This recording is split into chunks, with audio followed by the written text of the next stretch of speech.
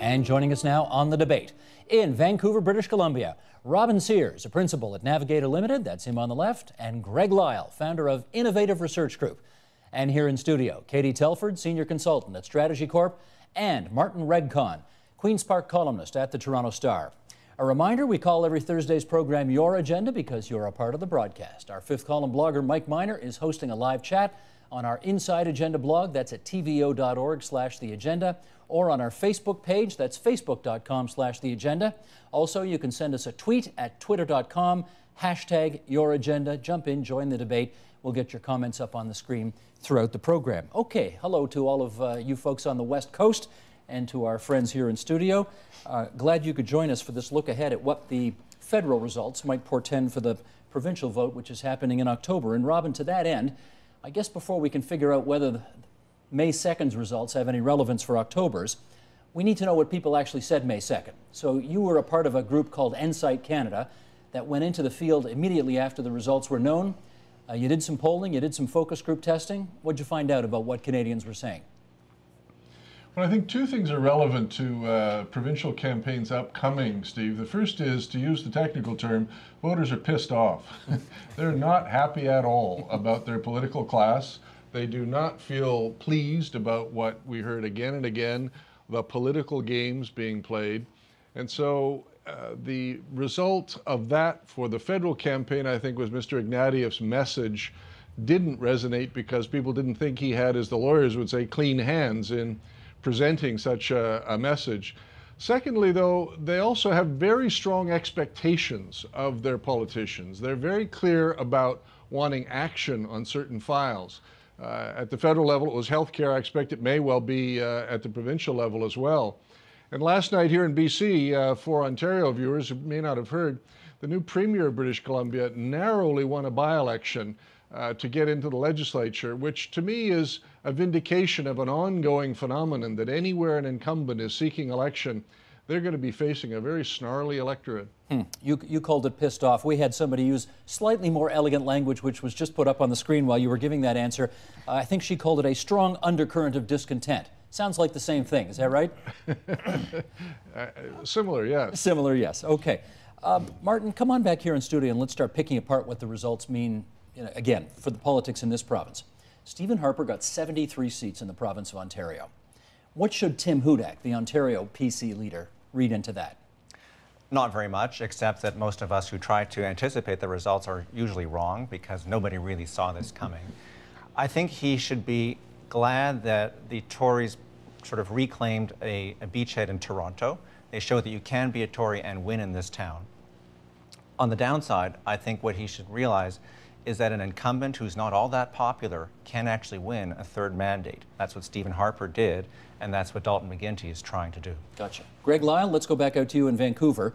Those 73 Ontario seats that went to the Conservatives, this is and in particular, I guess the ones in the 416 in Toronto where they won, I'm trying to remember now, 7 or 8 seats, something like that.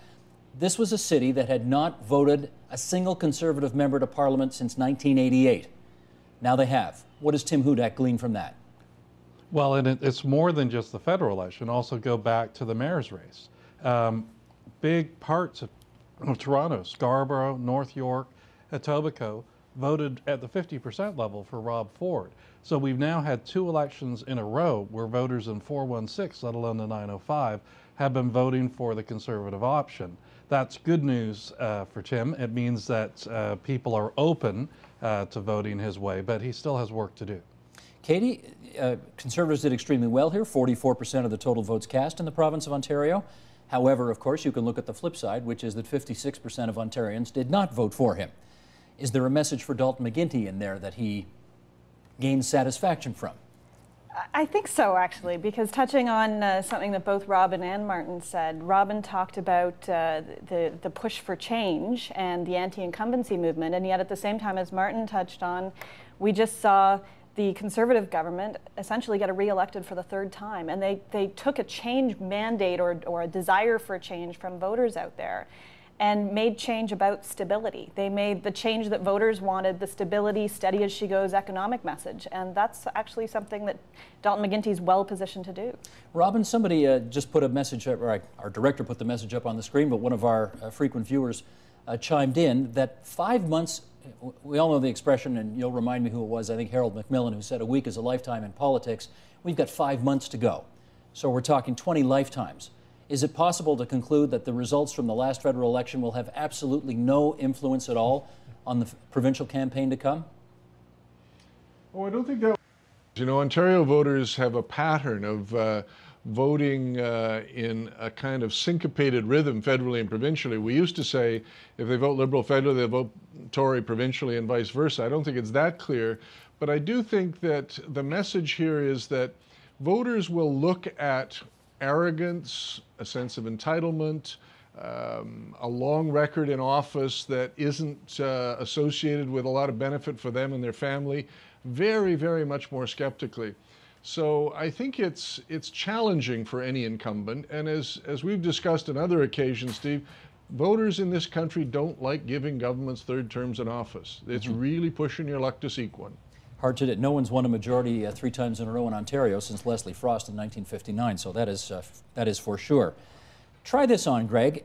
How much does the collapse of the federal Liberal Party become a millstone that Premier Dalton McGuinty has to wear around his neck? I don't think it'll be that big a problem for the McGuinty Liberals. I think the McGuinty Liberals have their own problems. I think what people are looking at with the McGuinty Liberals is they're wondering what they want to do in office anymore. They are not hearing a clear message from the government. The government was elected on the promise that they would fix health and education. And people will give them good marks in education, but when they look at healthcare, they're not very happy. And then they hear a lot of stories about mismanagement that sort of imply that the Liberals are just not paying attention to the job of running a government. And then the most important thing is the question of who's on my side. I think if there's one lesson for Dalton McGuinty in this campaign, is that both Jack Layton and Stephen Harper sent a very clear message that they were out to try and help Ontario's families. And that's something that the Liberals have worked on in the past, but over the past 2 or 3 years, that's dropped out of the message that Ontarians are receiving. So they have a big problem right now on motive, and they're going to need to address that if they want to get back on track. Katie, I think it's a fair question. Sorry, go ahead, Robin. I'm just going to add to that that demonization, as the federal Liberals tried with respect to Mr. Harper, doesn't work if you don't have a demon or if you don't have credibility as the demonizer. So I think to the degree that the McGuinty government think they can run against Mike Harris in the person of Tim Hudak, this federal election might be a cautionary message about that as well. I just wanted to follow up with Katie on the issue of whether or not what just happened to the Liberal Party federally will translate provincially. And I think it's a fair question to ask because I think, you know, if you remember going back earlier in this decade, 2003, Dalton McGuinty gets elected and then goes back on his promise not to raise taxes, does in fact bring in that health tax. 2004, Paul Martin went to the people, and apparently Liberal candidates all over Ontario got that tax increase that happened provincially put to federal candidates, and it was one of the reasons, I'm told, that Martin's forces didn't do as well in Ontario as they'd hoped. So do you have to worry about what happened to the federal party provincially in the fall? I actually don't think so. I agree with Greg on that point. And I think that, if anything, there's a galvanized Liberal base in Ontario right now who are looking to ensure that we can show the country and show Ontario specifically that there's a need for a centrist, leader, that you can have a centrist party. And Dalton McGuinty really is the last, almost next to PEI really, centrist leader in the country at the moment. BC and Quebec have a bit of a different coalition of voters within their Liberal Party. And I would disagree with some of the earlier comments made about contrast. I think there's a lot more work that still needs to be done by Dalton McGuinty in terms of clarifying his message and things. Having said that, I would argue he's actually got all 3 of the provincial parties actually contrast one with the other a lot more than we saw during the federal election, and that will be to all of their advantage. Well, and what's interesting too is that yes, this is almost the last stand for the Liberals. I mean, there is a strong Liberal base in Ontario, if not in other parts of the country like Quebec and out west. So I'm certainly hearing from Liberals that this is the chance to draw a red line in the sand in Ontario. But you can't transpose Liberal activists to voters. And so it's hard to know whether that energy, which is back again, they're not demoralized, I think, in the Ontario wing of the party. But I do think that the challenge will be to make Ontario voters see that. But in terms of this whole discussion, one my take is that really it remains a wide open three-way race, and you can almost argue both sides for each of the three parties. The New Democrats were almost nobodies in Ontario a few months ago. They're somebodies again. The Tories, as we said, are somebodies, have broken through in Toronto, and the Liberals have a chance to do what Harper did. Okay, we've talked a lot about the Liberals and the Conservatives. Let's touch more now on the NDP. Robin, I'll go to you first on this one. Okay, you know, obviously Jack Layton, one of the huge stories of the federal election campaign from last week, and we did a program last night on, which touched on, Andrea Horwath was here, the Ontario NDP leader. You know, could she get some of that magic dust sprinkled on her, and what would Jack Layton's numbers mean for her? Do you want to look in your crystal ball and see what you see? Well, I think I'd give Ms. Horwath some credit on her own, if I may, to start off, Steve. I mean, I think she is probably the only real effective political leader that the Ontario NDP has had since 1995. That's already changed the ballgame. And yes, of course, she will campaign with Layton in the fall, and they will make a good partnership, because Layton's got strong Ontario roots as well. But I think she's done a really quite impressive job in reviving the party on her own. Greg, what about it? The Jack Layton effect, could it have an influence provincially in the fall? I think there's a huge opportunity for the NDP. I don't think it has a lot to do with Jack Layton. I think the issue with the NDP is that in Ontario, what we've seen, we've been tracking every month where the vote has been going since 2000. And what we saw when we started tracking 10 years ago was that 70% of Ontarians, if you just stop them on the street, 7 out of 10 people would say, I'm supporting the Liberals or the Tories. After the health premium, which we were just talking about, that dropped to 6 in 10. And about 2-3 years ago, as people started to get tired of all these mismanagement scandals that they were hearing about, it dropped down to about half. So you're looking at a situation where almost half the people you stop on the street are not buying in to either of the major parties. And if the two major parties go at it with each other, with the Hudak people trying to remind everyone about how angry they are at Dalton McGuinty, and McGuinty trying to get people to be afraid of Tim Hudak, then the opportunity for Andrea to stand up there and say, you know, this is what's wrong with politics in Ontario in the middle of the next debate is huge. And when that happens, you're going to see a big change in the numbers overnight. Martin, I wonder about this, though. We saw, in the Globe and Mail, not in your paper, earlier this week, that the union movement in Canada is loaning some of its heft to the National Party, the NDP nationally, because they got 102 seats all of a sudden. You got to staff all these offices. There's not the resources to draw upon. And one wonders whether or not all of that staff, all of that energy, all of those resources start moving federally and leave the provincial party behind with inadequate resources to do its job. What do you think?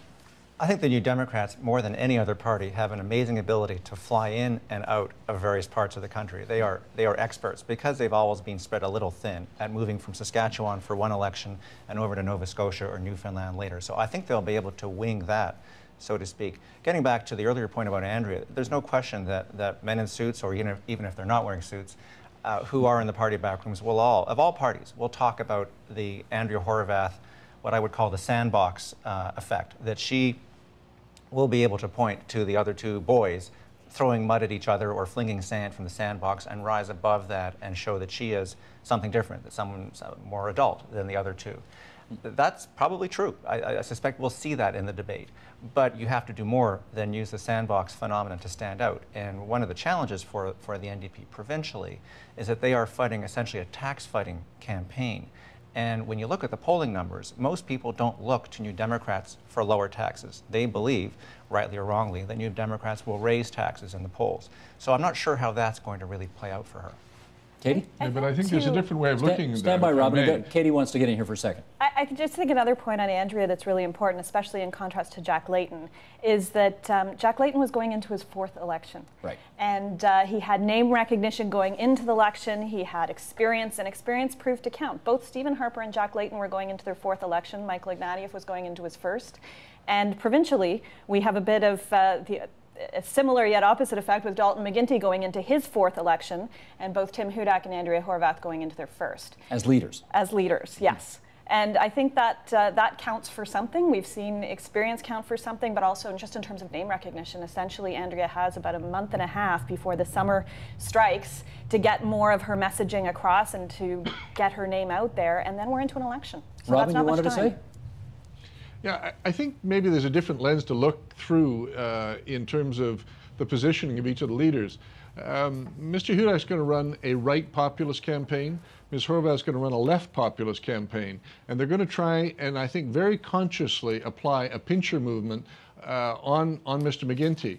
If the thesis that the Ensight study uncovered, that voters are, what was the polite way of saying, significantly dissatisfied? A strong undercurrent of discontent.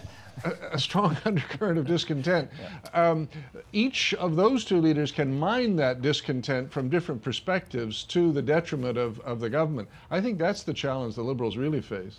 Greg, talk to us for a second about consistency of message, though, because frankly, the NDP's been the only party, both provincially and federally, that was singing out of the same hymn book when it came to things like corporate tax cuts or HST or whatever. I wonder if, help us understand how the federal Liberals campaigning for increased corporate taxes, the provincial Liberals campaigning to cut corporate taxes, how that confuses the brand and maybe has an impact at the ballot box.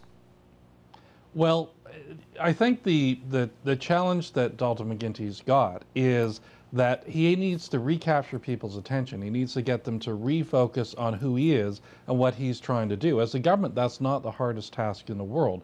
But right now, everyone's still sort of caught up in thinking about the federal campaign. That's not very helpful for them, given where the momentum's gone. I'm not as worried about the specifics of, that the federal Liberals wanted to cut corporate taxes, provincial, or wanted to raise them, and provincial Liberals are trying to cut them. Because I actually think on a provincial scene, it's going to be much more about social services, things like health and education. At least that's where I would expect that the Liberals will move their message. They won't be talking as much about the corporate tax story. Where they will be focused on, where Hudak will be coming at, is on the pocketbook issues, on the user fees, on all the different ways, the HST issues like that, in which the government has been raising taxes on individuals. And frankly, the average person doesn't really care a whole lot about what you're doing to companies if you're taking more money out of their pocket. They want to know you're going to take less out of their pocket, regardless of what you do to companies. Having said that, Martin, again, as we look for consistency in the brand, if I can put it that way, Tim Hudak has done everything he possibly could to tell everybody he's opposed to the harmonized sales tax. No question in his mind that it's got nothing he would have brought in, didn't like the timing of it, et cetera, et cetera. And yet, all of his political mentors, Jim Flaherty, John Baird, Tony Clement, the federal Conservatives, helped bring it in.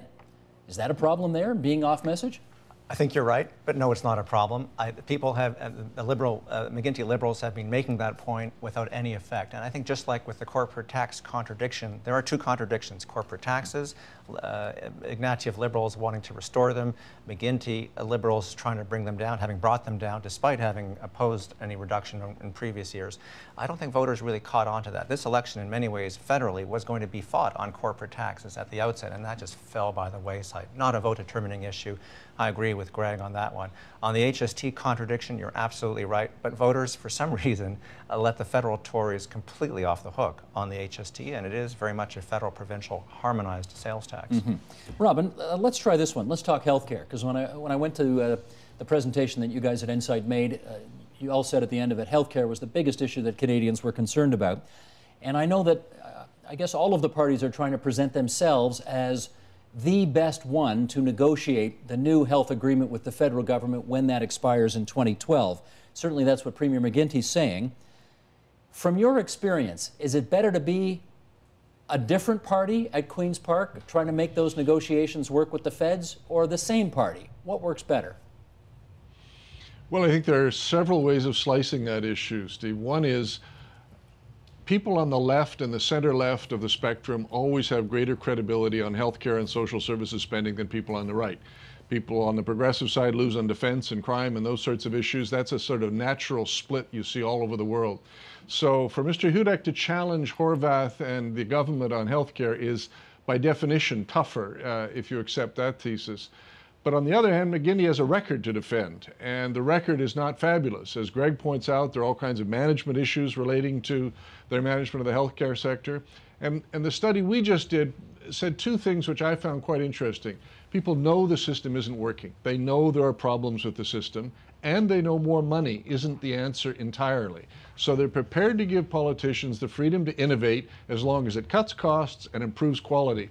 That's a tough thing for an incumbent government after 8 years to claim they're going to do much more of and much better going into a third term, because the response is, well, why haven't you done it up to now?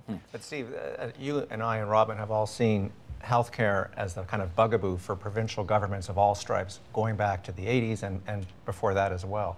So the real question that the McGuinty Liberals will try to put forward is, have we made progress on waiting lists? And I think you can make a case that they have. They have. And the other... Yeah, but that is an intellectual case. That is not an emotional case. And this is an intellectual program. So that's the case. I'm not suggesting that they're necessarily going to win. I'm just making the case that they will argue that. Whether they'll win or not on a third term, I agree with Greg here, my friend in Vancouver, that's a tough argument to make. They'll make it anyway, to win, I should say.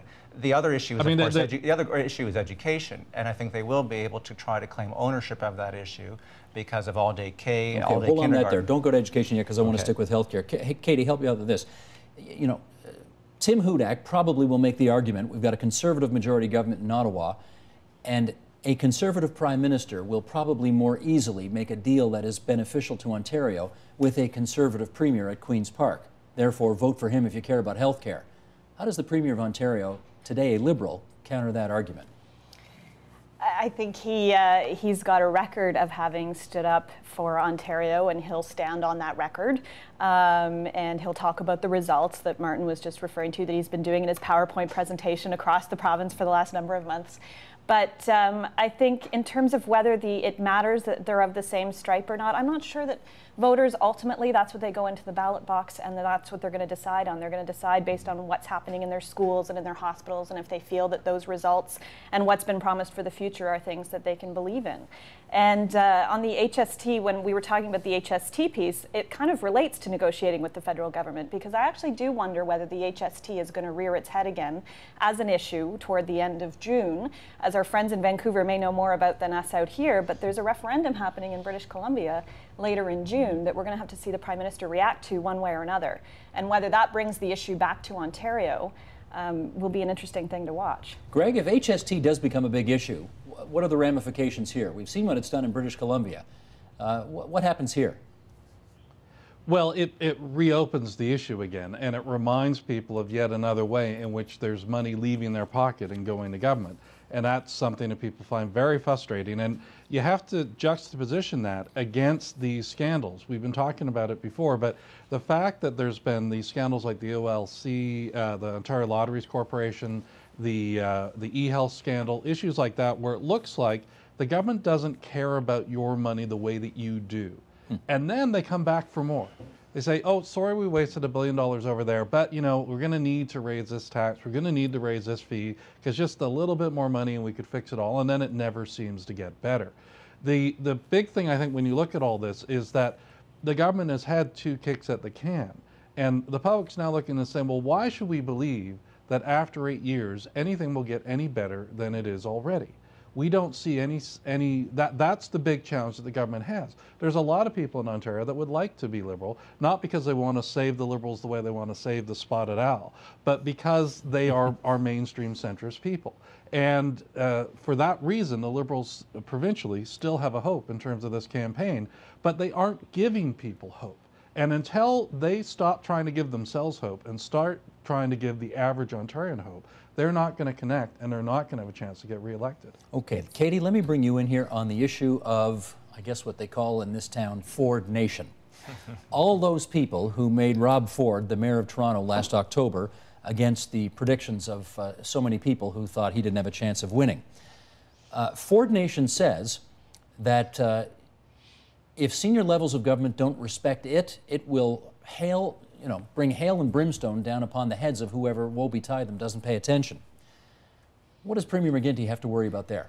Well, if anything proves that scandals maybe don't always matter during the election, Rob Ford might be that. But having said that, in terms of the Ford Nation, I do see it as more tactical than strategic. It's something that may help in specific ridings if they put certain tactics to use and collaborate with Hudak in the way that they talked about collaborating with Harper. But at the end of the day, we saw some voicemail drops and some things like that happen during the federal election, and that's tactics at the end of the day. Whether it's unions helping certain unions helping the NDP, other groups helping the Liberals, this group helping the Conservatives. I'm not sure that it's much more than that, and it shouldn't be over-exaggerated. Robin, Ford Nation actually didn't do a heck of a lot for Stephen Harper in this campaign in the 416.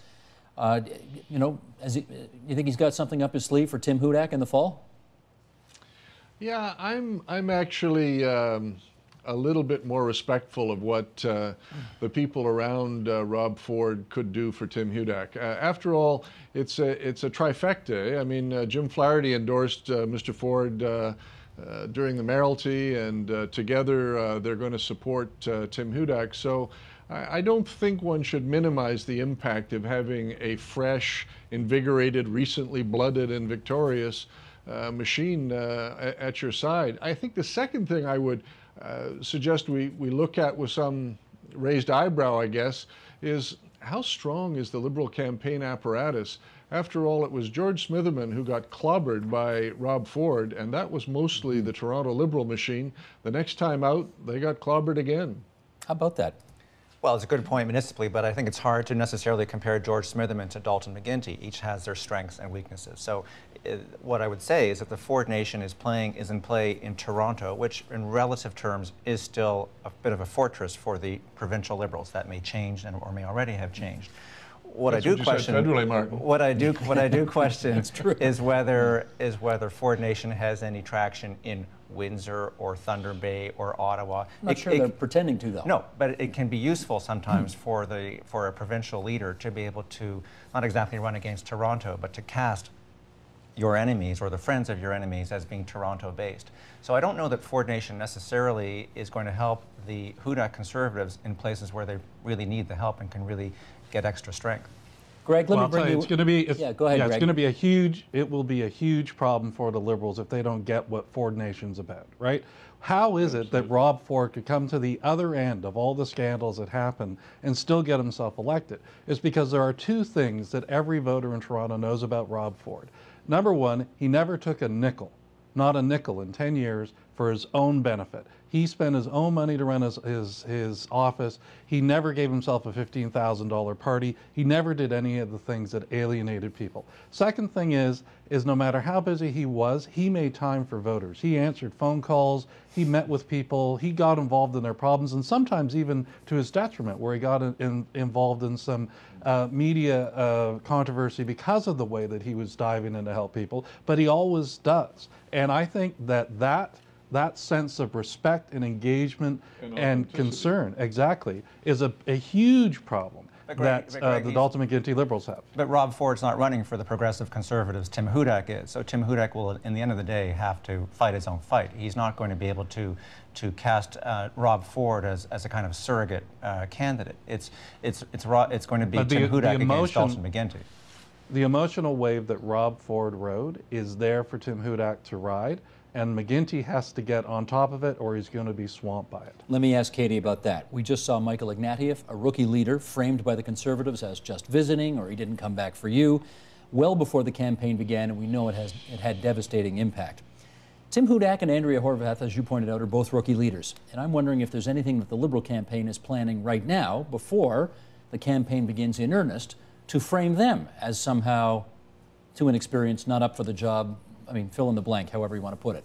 I think we've already seen some of that from McGuinty and from his team, and that's one of the things I just wanted to add to that earlier part of the conversation is that something that Dalton McGuinty has, we're talking about Rob Ford in Toronto, but something Dalton McGuinty has that Michael Ignatieff and the federal Liberals arguably didn't have, and is a team with anchors in different parts of the province. He's got some very strong ministers and organizational teams in Windsor, in London, in Ottawa, and as well as in rural Ontario. He's got a Minister of Education, and we've all talked about education being a strength for them, who's from rural Ontario. That's a very different turf that we're fighting on than the federal Liberals were. But in terms of framing of Andrea and Tim, they've already, in terms of Tim, started talking about Harris and making those links that are very tangible and real. And I think the provincial Liberals believe that there's still a connection to be made there. And then beyond that, they're looking at how he's looking backward, and he's looking at cutting things and tearing things down while they're looking to build things up. And that's a contrast they've certainly been drawing a lot. If anything, the next question is, what happens next? Well, that leads me to my last question here, because we've got a couple of minutes to go. Robin, to you first. We've not had a minority government elected in the province of Ontario in 26 years. What's the possibility of that happening this fall? I would say it's very real. If we look back to the 70s, the setup that we're discussing here with three relatively strong leaders, each with their own strengths and weaknesses, the three parties being in a closer alignment with each other than we've seen since Bob Rae's defeat, that was the setup that led to minority government several times, as we all recall, in the 70s. So I guess, to me, what I would look at as the signal as you get closer to the finish line is who wins the authenticity race, as Greg was defining Rob Ford, I think, appropriately, and who wins the likability race. And that's really, I think, a race between Andrea Horwath and the Premier. Tim doesn't present himself so far as Mr. Likeable. How possible is a minority government, Greg? I think it's very possible. I think if you look at what's going on, the Liberals still have some very strong regional bases. They have some little island outposts like Windsor. They still do quite well in the north, unlike their federal cousins. And they still dominate in 416-905, at least going into the campaign. The Tories also have some very strong regions where they're doing well in rural Ontario. And I think the challenge for the NDP is that their bases are relatively small. And the challenge for them to grow and take any significant number of seats is that much higher, because they just don't have the same sort of regional bases the other two parties have. So as we start to see these parties come into conflict in a relatively few area of swing seats, we could easily get into a situation where you end up with neither the Tories nor the Liberals being able to get the majority, and the NDP not being, or the NDP holding the balance of power. The wild card in this is whether the Tories and Liberals misplay their hands and go so negative at each other that they create an appetite for a change that Horwath is able to just jump through and score the same type of victory that we saw with Gordon Wilson in BC, with Sharon Carstairs' almost victory in '88, or in fact with Bob Rae's victory back in the 90s. I got 10 seconds left to embarrass Katie Telford here. You're 8.5 months pregnant, although we can't see it in this shot because the table covers it. You like the name Dalton? Or I think I'll refrain from answering. You don't have to answer. That's okay. Congratulations, and we wish you well with that. Thank you.